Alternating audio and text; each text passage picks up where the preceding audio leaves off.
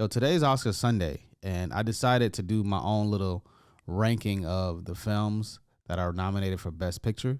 Now, I only watched 8 of the 10 films. With some, well, I'll tell the reasons later, but yeah, so I ranked the films that I think were the best in my opinion. Well, not the best. Well, yeah, I ranked them because I did only watch 8 out of 10 of them. So I'm gonna rank them from 8 to 10, and the films that I watched that are in no particular order are, well, let me tell y'all what the nominees are, right? Let me tell y'all what the nominees are, and then I'll tell you which films I watched, and then I'll rank them for y'all. All right. So the nominees for Best Picture for the 2024 Oscars are American Fiction, Anatomy of a Fall, Barbie, The Holdovers, Killers of the Flower Moon, Maestro, Oppenheimer, Past Lives, Poor Things, and The Zone of Interest. Now, the movies I did get a chance to see are American Fiction, Anatomy of a Fall, Barbie, The Holdovers, Killers of the Flower Moon, Oppenheimer, Past Lives, and Poor Things. I did get a chance to watch Maestro because even though when I had Netflix, I no longer have Netflix, but when I did have it, I decided, I don't know, I just didn't watch it for some reason, and I had planned to, but I didn't watch it. And the other movie was The Zone of Interest because that movie is not on any streaming sites, and I didn't want to buy it. I don't know if you could rent it. I don't think you could rent it. You could only buy it, and it was like $18. And if I'm gonna pay $18 to watch a movie, I want to go to the movie theater to watch the movie. I don't want to watch the movie here in my home. I just like the theatrical version of those things. Like, it should be theatrical, like in a big theater for that experience. So I just didn't find it worth, unfortunately, paying $18 to not see it in the theater, basically. But all right, y'all ready for my rankings? Here we go. I'm excited. This is the first time I've ever done this. This is actually my official first YouTube video that I'm posting on Oscar Sunday.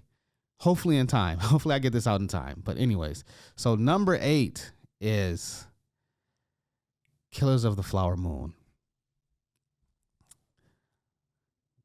I did not like this movie at all, to be honest with you.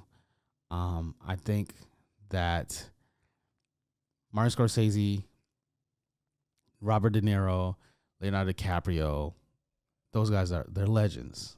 I love them. I've loved a lot of their work. I've loved mainly a lot of Leonardo DiCaprio's work. Everything I've seen him in has always captivated me. I've always enjoyed him and in the movies he's been in. I think he's a great actor. He's a legend. He is a legend. Robert De Niro is, of course, a legend. He's been in the game for a long time.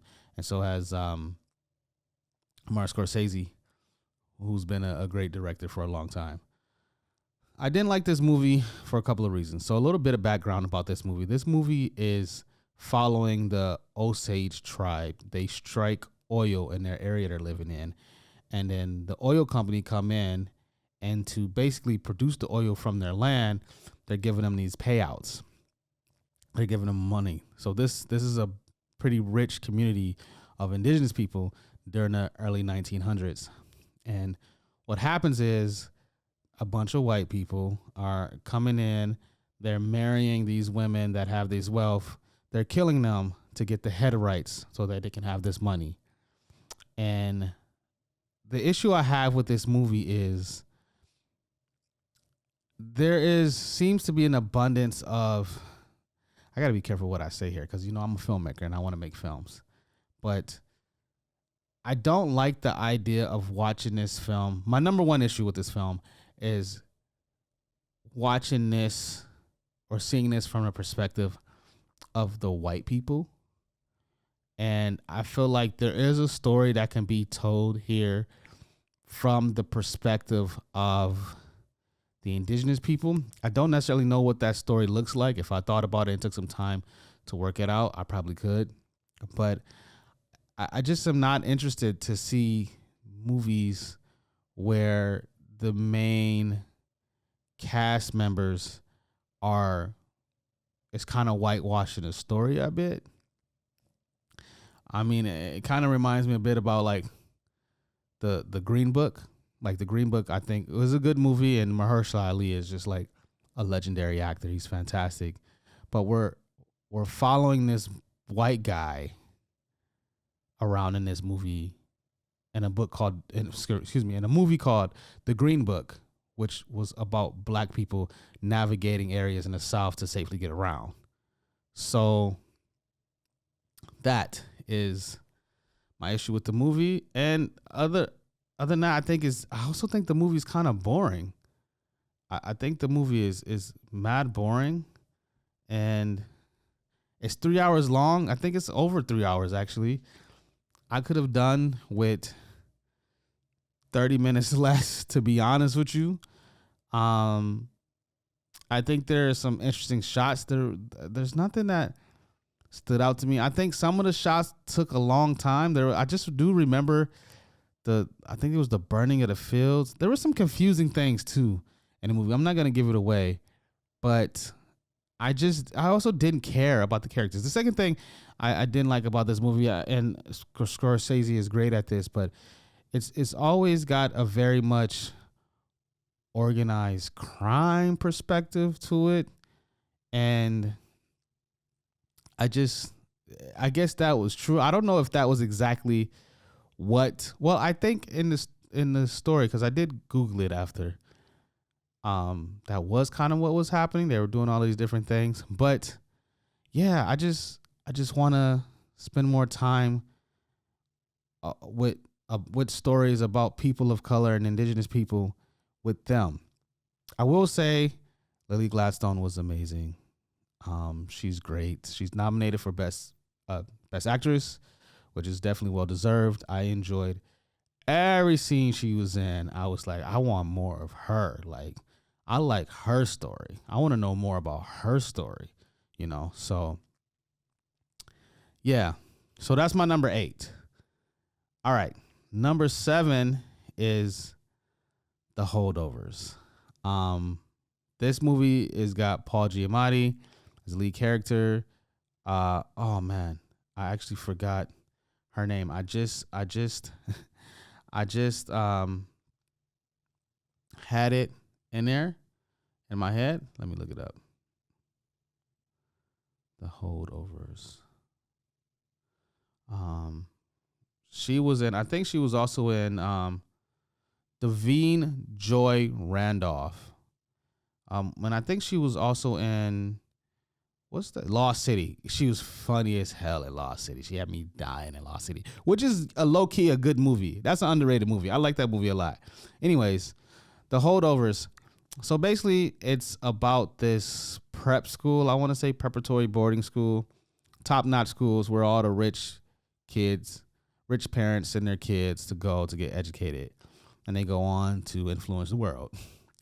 And this movie stars Paul Giamatti, as I said, and and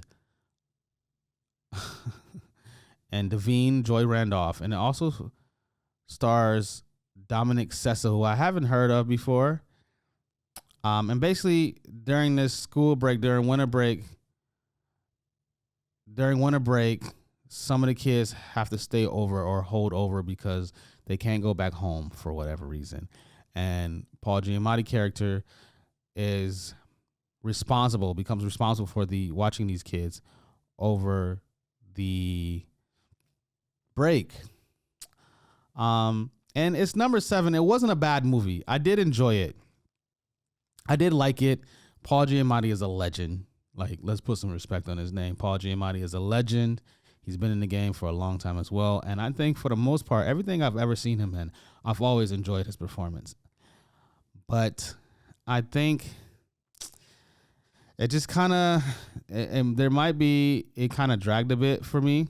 Yeah, it's number 7 for me because I guess it's just the idea of another story about privileged white people that's just not interesting to me. And as much as I said I did enjoy it, I did like it, I didn't love it though. But I think for the most part, the acting was good. The cinematography was done well to give you that 70s movie feels, and it did feel like a 70s movie. Um, the way it started, you know, I thought it was very interesting. But I just didn't have any investment in any of the characters outside of the black mom. I won't give away the story, but her character, and her performance was uh, great. I should say her character, she's actually like a cafeteria manager, but there's some things that happens anyways. And yeah, I just don't really want to. I have no interest in following around a white kid be privileged and complain about being privileged. That's not something that interested me. That's not a story that I want to hear. And it's also a story we've already heard. It's a lot of stories. So that just was not something that I wanted to see. So this is why I'm number 7, and I just don't think it's a best picture winner. In this list, by the way, I don't it's not me saying which movie I believe is going to win the best picture Oscar. It's just the movies that were my favorite, the ones I enjoyed the most. Obviously there's bias in there, but yeah, I just didn't think that the holdovers held me over, and I watch it. I'm very much a person that I finish movies that I start unless it's horrendous, unless it's horrible. Number 6, Oppenheimer. There I have some interest in this story because I do like history. It's number 6 because for a couple of reasons. There is bias in this. I just don't like biopics. I'm not a fan of biopics. I have no interest. That's not the type of film that excites me, to be honest with you. Is a retelling, usually inaccurate retelling of a historical figure. There was some great shots in this. The acting is fantastic. I mean, Emily Blunt is in here. Like, come on now. Emily Blunt is always going to kill it. And Cillian Murphy he's a legend in my eyes. Been a legend for years. Matt Damon's in this movie. He just loves a cameo and everything. That guy. But he was good. Florence Pugh was in this. I really enjoyed her since Black Widow. She was great in this for her role. My favorite, of course, is Emily Blunt, as I said earlier. And Christopher Nolan is actually one of my favorite directors. I've enjoyed everything that he's done for the most part. Not Tenet so much, but it's not because of the visual elements that I don't like. I think the direction is there. I just think the story is a bit convoluted and hard to understand. But I will say Interstellar was another movie of his I liked. I loved Inception. And of course the Dark Knight trilogy. I would say Batman Begins and The Dark Knight are my favorite, and The Dark Knight Returns, I think, was the third one, is my least favorite of the trilogy. But yeah, the other thing is just, again, I hate to say this, I'm just not interested about another story about a white guy. There's so many stories about a white guy. But I think this was an interesting story. I think this was good. I think for what it is, it's good. I think visually it's stunning. I still need to watch the behind the scenes of how they did the bomb explosion, that visual look, because that shit was amazing. And then the sound design in this movie is fantastic. The sound design is perfect. One thing I do love about Christopher Nolan movies is the sound design and the music and the score. It always gives me an emotional feeling and gets me into the movie that I'm like, okay, yeah. And the story was interesting a bit, but it was a bit long. And I know people that like it, and it's not a bad movie. And I think it's definitely a Best Picture nominee for sure. It just wasn't my favorite movie, but I've always loved Christopher Nolan. He's one of the greatest directors to me in modern times. I think he is I love that he creates his ideas, and I think he has an idea and it comes to fruition, and he creates these movies. And what was impressive about the movie visually, it was $100 million budget, which I thought it was at least $200 million, mainly because you got every star in this movie. You got Matt Damon, you got Emily Blunt, you got Cillian Murphy, you got Florence Pugh. Who else is in this? Some people's names are escaping me right now, but yo, number 6 on my list. It may win Best Picture. If it does, I honestly wouldn't be surprised or mad at it, because it's a pretty good movie. All of the other cinematic elements are there. It's just not something that I cared or had that much investment in this story. Number 5 is Anatomy of a Fall. This movie follows a German woman who's living somewhere in France with her husband and her 11-year-old son. Her husband has an accident. He falls from the roof or a high part of the house, like the 3rd story or something, and he dies, and she's basically on trial for his murder or for murdering him. This was a good movie. I really like this. I think it's one of those movies where you watch and it's simple, and not in a bad way. It's simple, and I don't think they use any green screen. There's not a lot of special effects. There's not a lot of like different visual postings happening to elevate it. It's just some cameras, a couple of locations. I think I only remember like there being 3 or 4 locations. And just great acting. Just fantastic acting. I mean, everybody in this film is incredible. I mean, I was like, "Oh, this is dope." I didn't know, and it makes me realize that I need to watch more foreign films. I think it's French in origin. No. Yeah. It's French and German because the woman is German, and it was great. Sandra Hüller. I hope I said her name correctly. I do apologize if I didn't. Yo, honestly, as a filmmaker or aspiring I'm a filmmaker. I've done some films. It's movies like this that you watch, and sometimes I'm watching movies and I'm just like uninspired. You know, like I don't want to do this. I don't want to do this. It's not motivating me. It's not inspiring me to come up with new ideas or do stuff. It's just kind of bland. And then you watch a movie like Anatomy of a Fall, and then you watch a movie like Anatomy of a Fall, and just taking the simple things, just taking a good story, some good camera work, some good actors, and putting them together and making it happen. And it was, I mean, she was amazing. Like she's my pick to win the Best Actress Oscar, because I cared about everybody in this film.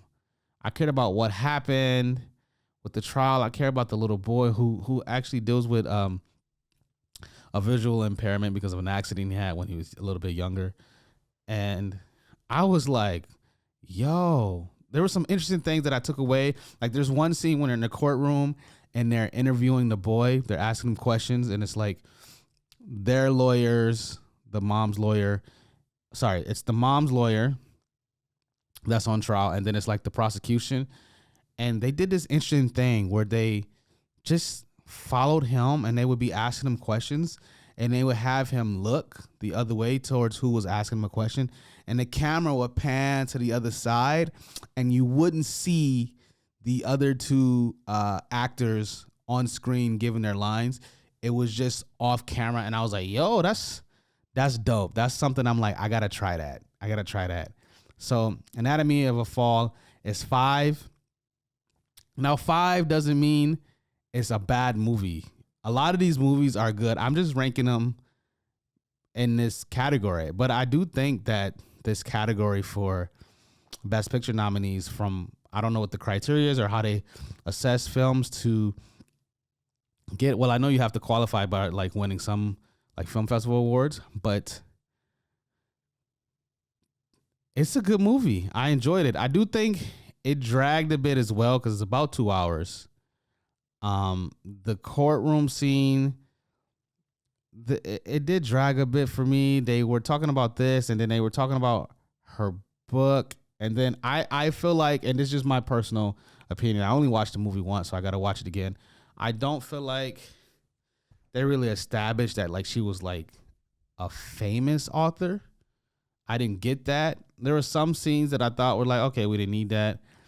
And then also, as I said, the courtroom scene, it dragged because they got into talking about her book and the correlation between the books and what happened between her and her husband. And I was just kind of like, all right, guys, like, let's wrap this up. I'm kind of getting a bit bored.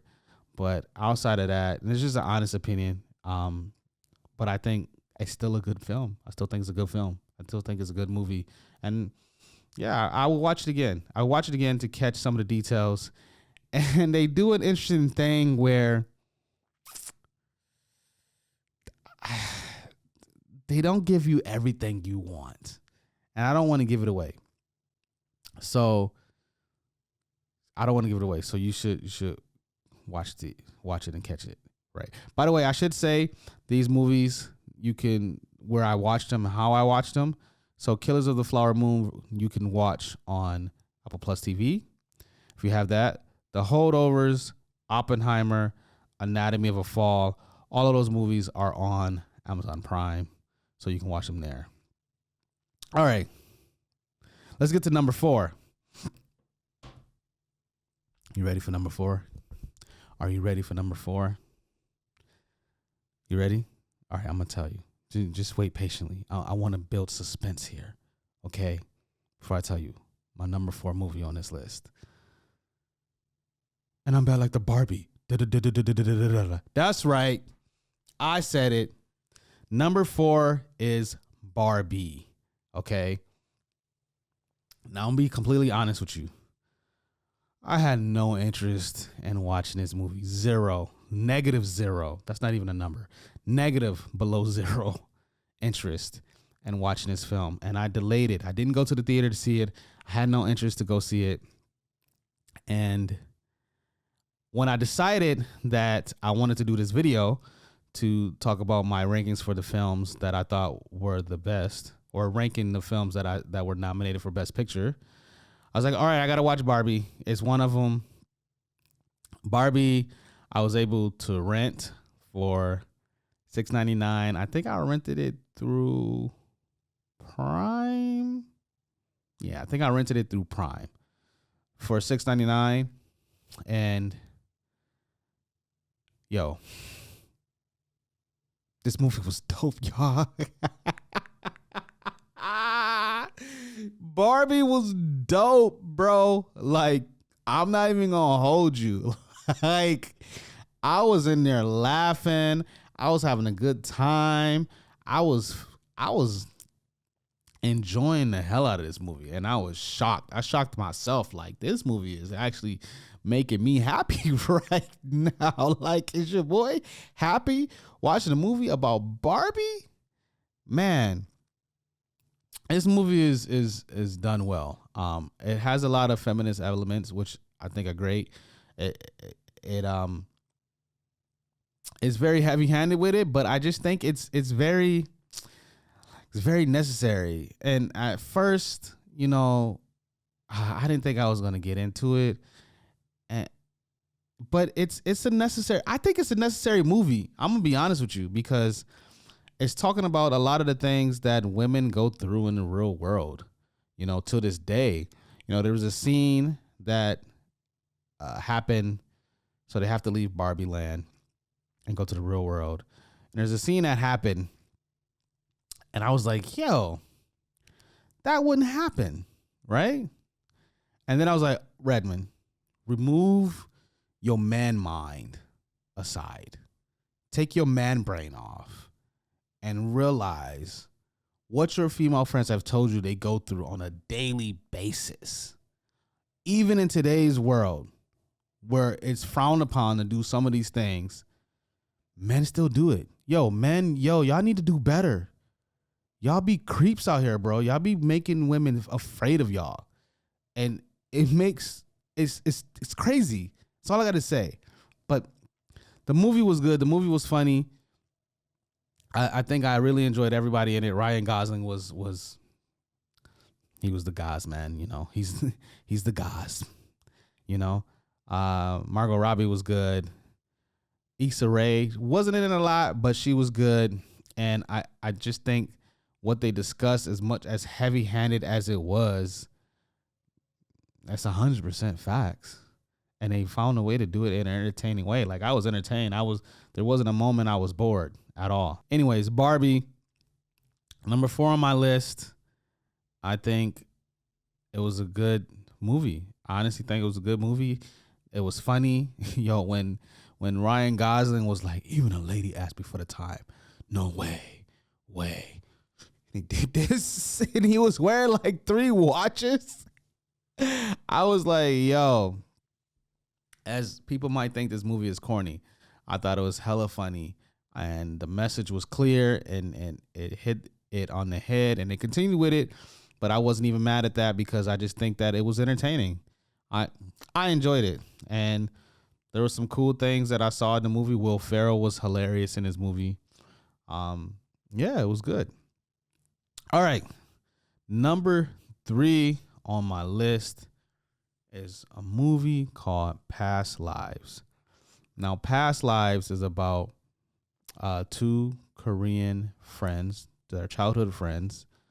The young girl, she immigrates with her family to Canada first, and then she immigrates to America.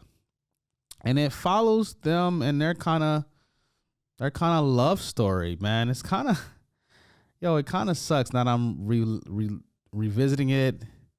Oh man, I don't want to give it away. I think it's a good watch, but this movie is mostly in Korean, so you're going to have to get used to those subtitles. Yes, read subtitles. It's okay. Subtitles doesn't make it a bad film. And I can't even watch things without subtitles these days, to be honest with you. So it just worked out. But yeah, this movie follows them they lose touch in 2 different time periods, each 12 years.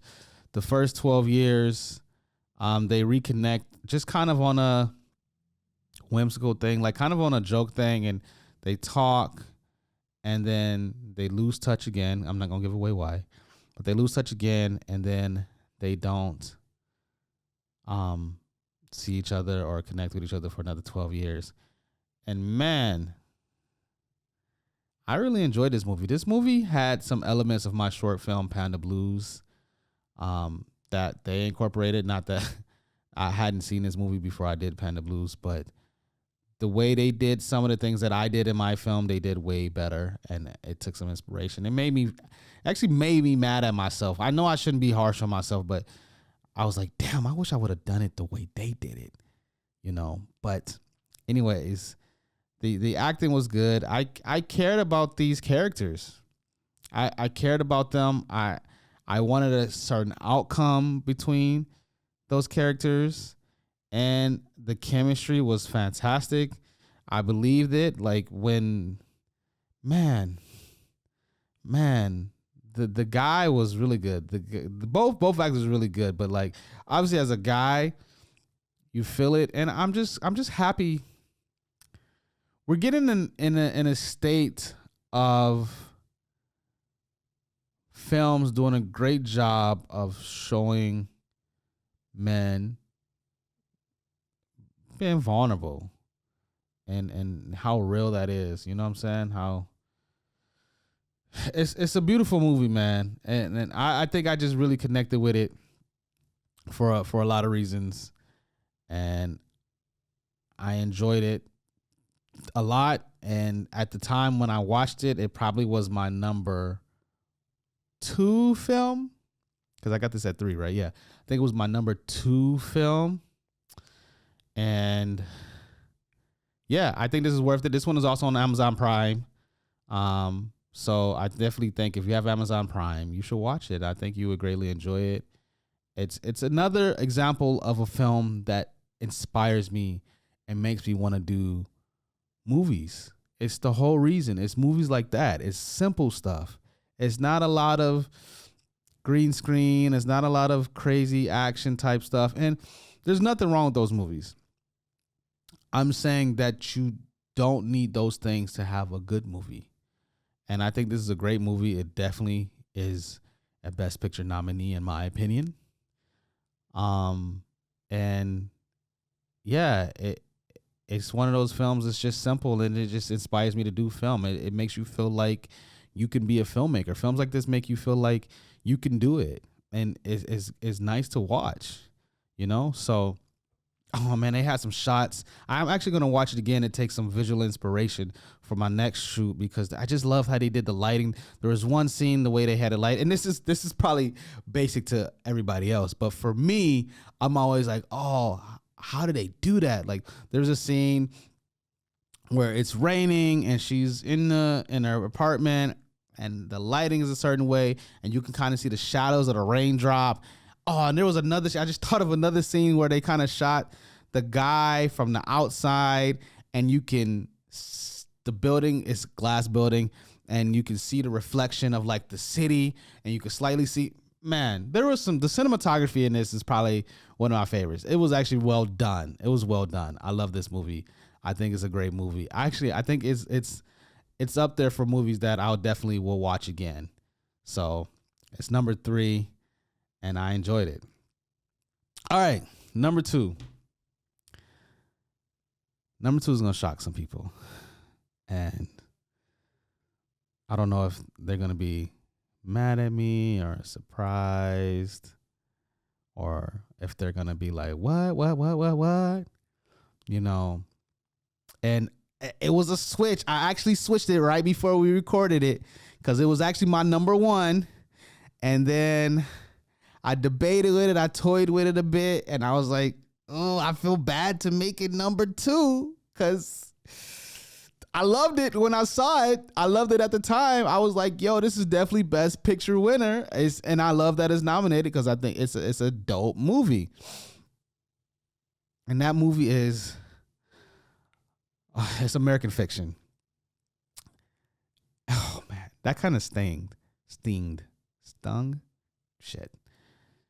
That kind of hurt for me to say is number 2 because it was another movie that I saw and watching it, I was immediately inspired. I was like, yo, this is why I want to do this because of stories like this and this is dope and I love this character and Sterling K. Brown and came in with the energy and he killed it and everything. I cared about everybody.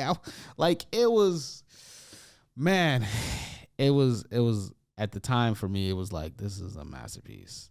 I think it's fantastic. And it talks about a lot of the things that I think are very relevant in society today. So just to give background, I got too excited about the movie that I didn't even give background. It follows Monk, who is a author, and he's black, obviously. And it just follows him trying to be, I guess, not labeled as just a black author because we kind of stereotype people and the world wants black people to be a certain way. They want black content or black created content to be a certain way. And that is the only content that exists. And that is black. And this movie really focuses on the ideology of black people aren't monolithic. Black people aren't one thing. We're many things. We're many ways of life. Every, being is different. We don't have the same experience. Some people grow up in urban neighborhoods. Some don't. Some are fortunate to have a little bit more social capital, or not social capital, but a little bit more economic status that helps them, and you know a lot of those people worked hard for that. But yeah, I thought this movie was super dope. I love this movie. It's one of my favorite movies, obviously because it's number two, and um and it was just amazing to watch. It's based on a book called Erasure, which I need to read. I have not read that book yet, but it inspired me to read more. To be honest with you, like I've really been feeling like I don't read enough. I need to read some more, and I think sometimes the best ideas or ideas I mean I get a lot of ideas. I think of myself as a creative, and I think sometimes you get ideas from books, from reading, or you learn words from reading, or you just learn things in general from reading. So it was great. I don't have any complaints about this movie, to be honest with you. Like, I don't think there's nothing that could have done better. My biggest, actually, spoiler alert. I'm gonna just say that. Spoiler. So if you haven't seen that movie, watch it first before you listen to what I'm about to say. I kind of didn't like that they kind of killed off Tracy Ellis Ross so soon. And I loved her. She was fantastic in this movie. Is she nominated? If she's not nominated for Best Supporting, I'm going to be kind of annoyed.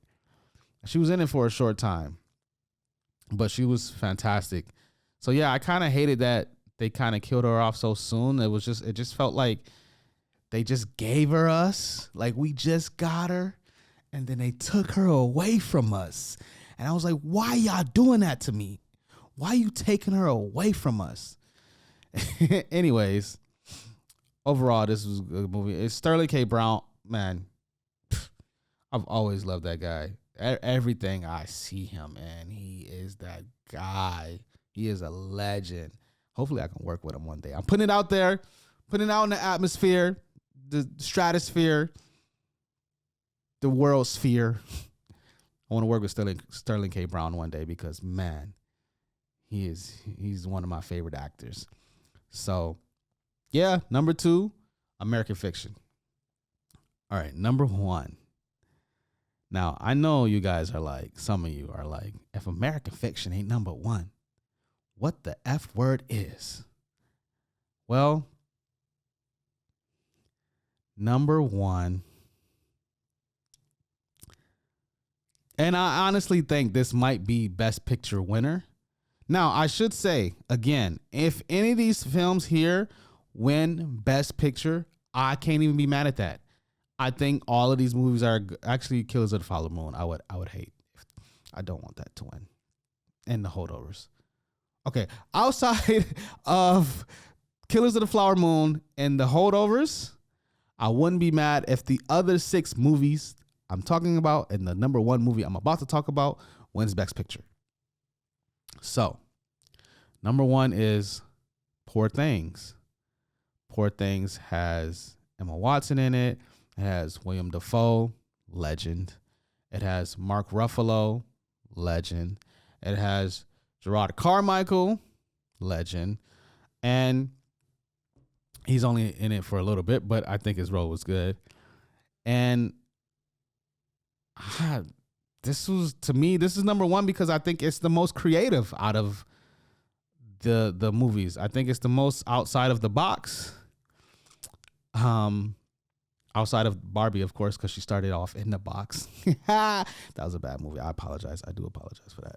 I just thought of that because they were trying to get it back in the box in the movie. Whatever. Anyways, it was the most creative. It was outside of the box. The performances were great. I think this movie really sold me on Emma Watson or Stone. Oh my God. I'm so sorry. I always get those two confused. Emma Stone. I think this was my favorite role of hers ever. And I've been rocking with her since I think Easy A was her. And that was, I don't remember when Easy A was. And I like this movie a lot because they did some interesting things. Visually, the cinematography is fantastic. It was a bit confusing as to where it was set, when it was set. At first, I thought, oh, I think it's set during the early 1900s, maybe late 1800s. I'm not entirely sure. I have to do some research on that. But then we get into a different place. They get to Portugal, and I'm like, oh, this is a completely made up, in my mind, this is a completely made up world. It don't matter when the time is. It's whatever. Like, it doesn't matter. So I think this talks about a lot of things that they do very well. So background, William Dafoe's character is like almost like a mad scientist, Frankenstein type of guy. And he finds this woman. I don't know if I should give this away. Basically, he puts a baby's brain in her body, and then he watches her develop for experimental reasons. She develops, she goes out in the world, she learns things, and it's interesting. And it talks a lot about there's a patriarchal perspective on this that I think is interesting. I think there's a feminist perspective on it that I think is interesting, and I think it gives Barbie had a lot of that. Barbie was all of that, actually. But I just think the way they explored it was probably more interesting for me. And I just think they did a great job of showing how much men's egos are fragile and how much men need control over things, over people, and over specifically women to feel empowered, to feel like they matter. Like, I don't necessarily know. I mean, you think I should know because I'm a man, but I do think that the ideologies of why men need to feel this way or do these things to feel masculine is kind of ridiculous. But yeah, this is my number one film because I just think Emma Stone, she killed it. Like, I cared about the character. I cared about all of the characters. And it just kind of shows you, like, you can come across different types of men, but men tend to always want to control women's minds and bodies. And that, at least that's what I got from the movie. And I thought Mark Ruffalo was, also thought it was funny. Mark Ruffalo was hilarious. Yo, he killed me in this movie. Yo, he was great in this movie. He was super funny. It's probably one of my favorite roles I've seen him in, actually, because I feel like he got to have a bit of fun, And I think this, to me, I think it's the best picture winner because of the cinematography was great. They did this color and black and white thing. I definitely need to watch it again because I wasn't entirely sure why they did the black and white and then the color. I think the black and white, in my mind, was meant to be visually showing when she's confined, because they do try to have control over her and they don't want her to be in the outside world. So I think it's black and white to show that she's being confined, like almost like a prisoner, like she's a prisoner. And then when she goes out into the world, it changes the color, and it kind of, you go from her being in prison to her being free and out in the world. So yeah, that's my rankings, y'all. That's my first YouTube video. Oh shit, son. Check me out. I'm doing it. Yeah, these movies were good. I recommend all of them. I think it's the best picture nominees. It's a strong year. Like, these movies, I really enjoyed the majority of them. Even the ones I ranked low. Like, the only one I didn't really enjoy was Killers of the Flower Moon. But I kind of enjoyed the Holdovers. I kind of enjoyed Oppenheimer. I loved Barbie. I loved Anatomy of a Fall. Like, those movies were great to me. And I think they're worth watching. I think that you could take away something from all of them. And they're creative. They're well done. So great work to all of the filmmakers that were involved in making these films, because you all inspired me with making films, and I'm ready to shoot something right now. I'm ready to go take this camera and do the thing. But yeah, please, more content coming. Thank you guys for watching this first video. I really appreciate you guys. This was a lot of, yo, I was nervous. Can you believe I'm just talking into a camera and telling you guys about film, you know? So please subscribe to the channel, tell your friends, everybody about it, and go check those movies out because they're dope. To the next video, I'll see you guys later. Peace.